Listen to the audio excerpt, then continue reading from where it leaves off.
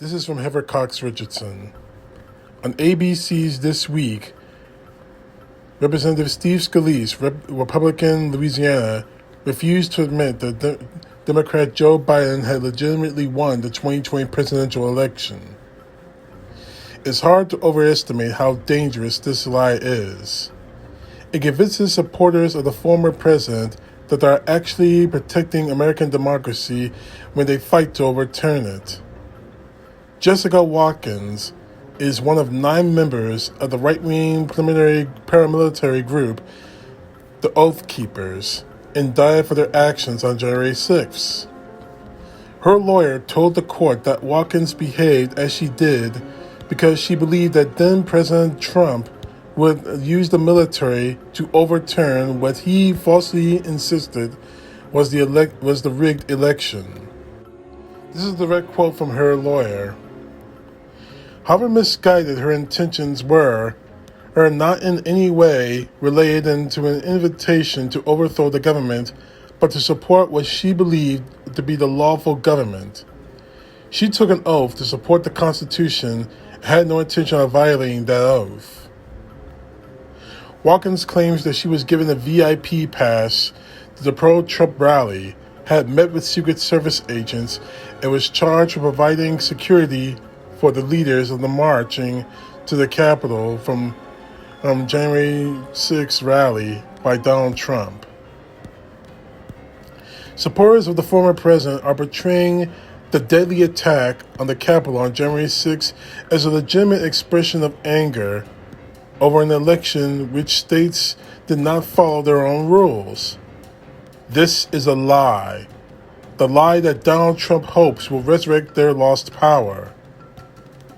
Politicos Gabby Orr and Meredith McGraw reported that Trump is planning to exact vengeance on the Republicans who have turned against him, running his own candidates in 2022 to undercut them. Earlier this week, he met with Scalise. Trump's big lie is deeply cynical and yet is falling on the ears of voters primed to believe it. Republican Party leadership launched the idea that Democrats could not win an election legitimately, all the way back in 1986. They began to examine the made-up issue of voter fraud to cut Democrats out of the electorate because they knew they could not win elections based on their increasingly unpopular policies. In 1986, the Republicans launched a ballot integrity initiative that they defended as a way to prevent voter fraud, but which an official privately noted could keep the black vote considerably down. In 1993, when Democrats expanded voter registration at certain state officials, the so-called motor voter law, they complained that the Democrats were simply trying to enroll illegitimate Democratic voters in welfare and unemployment offices. In 1994, Republicans who lost the election charged the Democrats only won through voter fraud, although then, as now, fraud was vanishingly rare. In 1996, House and Senate Republicans each launched a year-long investigations into what they insisted were problematic elections, one in Louisiana and one in California. Keeping investigations of alleged voter fraud in front of the media for a year helped convince Americans that voter fraud was a serious issue and that Democrats were winning elections thanks to illegal votes.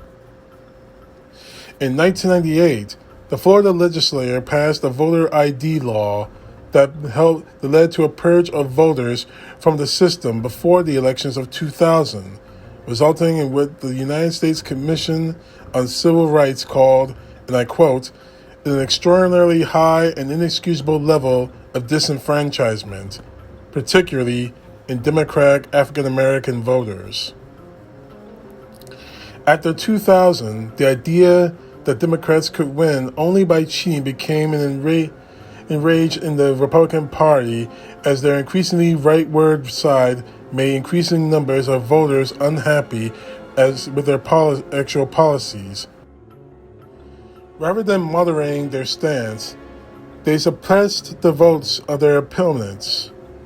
In 2016, Trump operative self-proclaimed dirty trickster Roger Stone launched a Stop the Steal website, warning that if the election is close, they will steal it, unquote. The slogan reappeared briefly in 2018 and again in 2021, and it sparked an attack on our government. The idea that Democrats cannot win legitimately an election has been part of the Republican leadership's playbook now for a generation, and it has worked. A recent survey showed that 65% of Republicans believe that the 2020 election was plagued by widespread fraud, although election officials say the election was remarkably clean. Republican lawmakers are going along with Trump's big lie because it serves their interests. Claiming fraud justifies to suppress Democratic votes. Alex O'Link, a Republican-appointed election official in Gwinnett County, Georgia, endorsed restrictive measures, saying, and I quote, "They've got to change the major parts of the laws so we at least have a shot at winning." But that is not the only story right now. The Senate Judiciary Committee has begun the confirmation process for Biden's prospective Attorney General, Merrick Garland. While he's still as Judiciary Committee Chair, Lindsey Graham seemed curiously restrained to holding a hearing to Garland. Now, Trump Republicans have made their demands clear in a letter to the new Judicial Committee Chair, Dick Durbin, Democrat of Illinois. It is signed by all but two of the Republicans on the committee, illustrating that the Republican contingent of the Senate Judiciary Committee is made up of Trump supporters. And those names are Ted Cruz, Charles Gracie, Lindsey Graham, John Cornyn, Mike Lee, Josh Hawley, Tom Cotton, Thom Tillis, and Marsha Blackburn. And they all want Garland to commit the Justice Department and to investigate the New York Governor, Andrew Cuomo, a Democrat, for his handling of the coronavirus in his state. Garland, a 68-year-old well-known moderate centrist who made headlines when he oversaw the prosecution of the Oklahoma City bombers in the 1995-97 case. On Saturday, he released his opening statement to the committee. He reaffirmed that the Attorney General should be the lawyer of the people of the United States, not just for one individual. He noted that 2020 was the 150th anniversary of the founding of the Department of Justice, created during the Ulysses S. Grant administration to protect the rule of law in the southern states where, at the time, the Ku Klux Klan members were murdering their black neighbors to keep from exercising their rights. The rules developed in those years are the foundation for the rule of law, Garland wrote in an apparent criticism of the previous president's DOJ. We need the Justice Department to be independent from partisan influence, including that coming from the White House. We needed to provide clear guidance for the FBI intelligence operations. We needed to treat the press respectfully and to be transparent as possible. We needed to respect the professionalism of the DOJ career employees and have clear guidelines for prosecutors. Garland went on to outline what he sees as the crucial mission that he would undertake as Attorney General, guaranteeing the equal justice of all Americans promised 150 years ago and still elusive. Quoting him, communities of color and other minorities still face discrimination in housing, education, employment, and the criminal justice system, and bear the brunt of the harm caused by the pandemic, pollution, and climate change. He also pledged to protect Americans from abuse of those who control the markets. From, quoting him again, from fraud and corruption, from violent crime and cybercrime, and from drug trafficking and child exploitation, unquote, while also being ever mindful of terrorist attacks. Then Garland took head-on the big lie. Quoting again, 150 years after the department's founding, battling extremist attacks on our democratic institutions remains central to its mission.